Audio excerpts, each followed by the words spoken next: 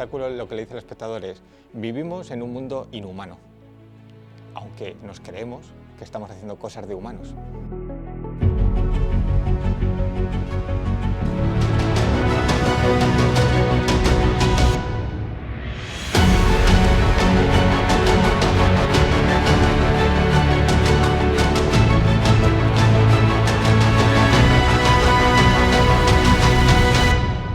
Pero si lo piensas y miras un poco a tu interior y a tu alrededor, verás que estamos siendo muy inhumanos con el resto del mundo.